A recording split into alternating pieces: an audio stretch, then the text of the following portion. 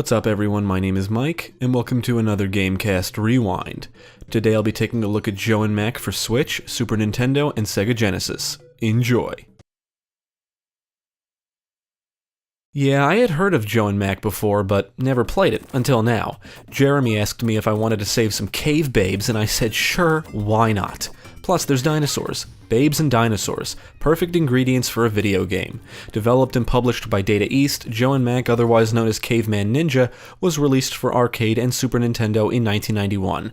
Elite Systems developed the PC version, which released that same year, and they developed the NES version, which released in 1992. Eden Entertainment Software developed the Genesis version, which was released in 1994. For this review, we played the arcade, Super Nintendo, and Genesis versions. We played the arcade version on the Switch. So let's take a look at Joe and Mac and find out what happened to these cave babes. Joe and Mac can be described as a side-scrolling action platformer, and each version is very short.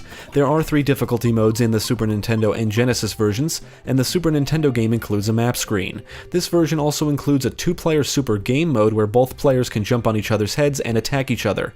In the arcade and Genesis versions, you progress through the levels in a specific order, and there are different paths you can take and multiple endings. The map screen in the Super Nintendo game lets you travel to the different levels. You can replay any already completed levels. There's also checkpoints and bonus levels. To access most of the bonus levels, you need to acquire a key in one of the standard levels. By breaking a specific egg in specific levels, you'll be taken to a bonus area where you can acquire the key. The actual bonus levels allow you to obtain health, lives, and power-ups.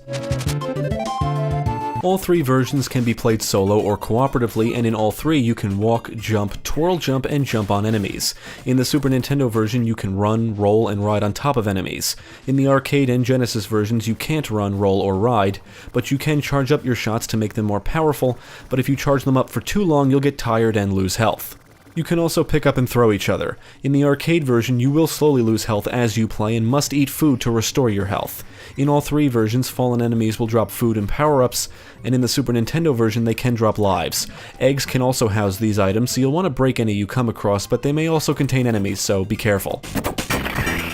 In the arcade and Genesis versions, Joe will throw axes and Mac will throw bones. They start out with clubs in the Super Nintendo version, and in the arcade game they will use their clubs when there's too many projectiles on the screen. The Super Nintendo game allows you to hold on to multiple weapons or power-ups and switch between them, and all 3 versions share some of the same ones. These include the boomerangs, fireballs, and stone wheels.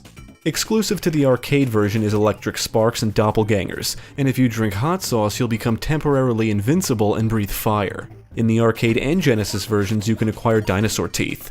In the Super Nintendo version you can acquire bones as a weapon pickup.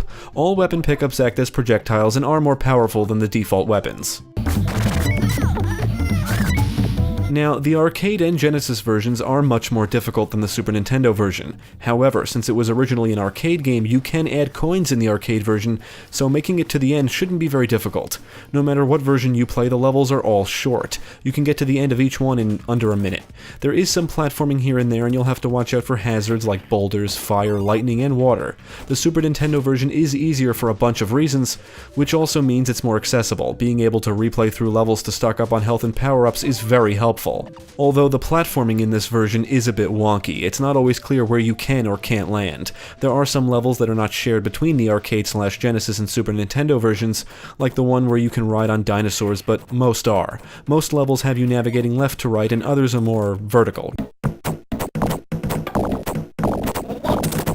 Despite the game's short length, there is a decent variety of enemies. You'll engage Neanderthals, some of which carry boulders and eggs, some will hide in bushes, and others fly in planes.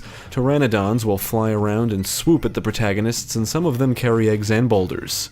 You'll also have to deal with bees, catfish, gallimimuses, baby T-Rexes, and Archaeopteryxes. Yeah, I hope I said that right. The arcade and Genesis versions will throw enemies at you constantly, and in all 3 versions the hit detection is sometimes questionable, but once you have memorized the levels and enemy attacks, things will feel a bit easier. The Super Nintendo version is much more forgiving thanks to the fact that you can move faster and there's less enemies to deal with at once. Each level ends with a boss, and even with the multiple paths in the arcade and Genesis versions, the bosses will be the same no matter what paths you take, which is kind of disappointing considering how short the games are. Some bosses are quite easy, others are quite challenging, and if playing cooperatively, whoever lands the most hits on the boss will receive the kiss from the cave babe after the boss is defeated.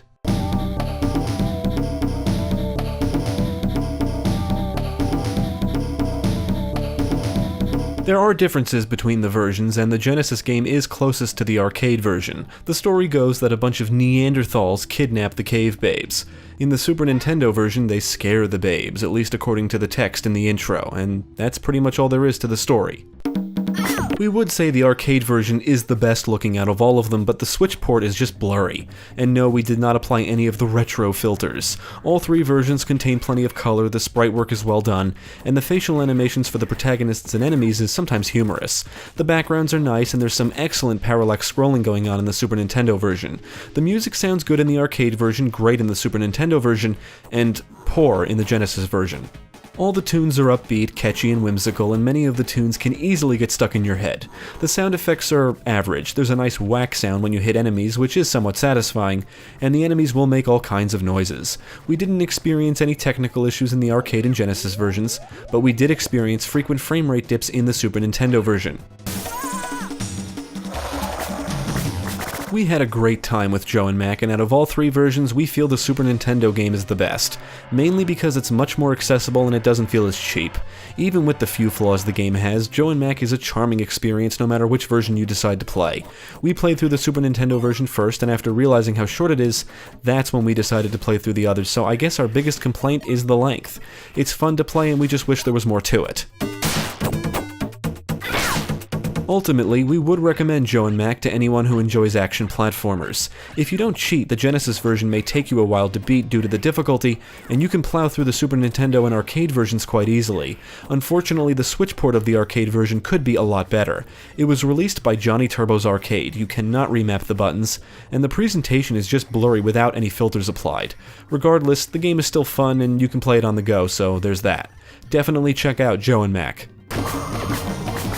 Thanks for tuning in, I hope this video proved helpful. Stick with GameCast for more quality content including the latest gaming news, podcasts, let's plays, and even more reviews.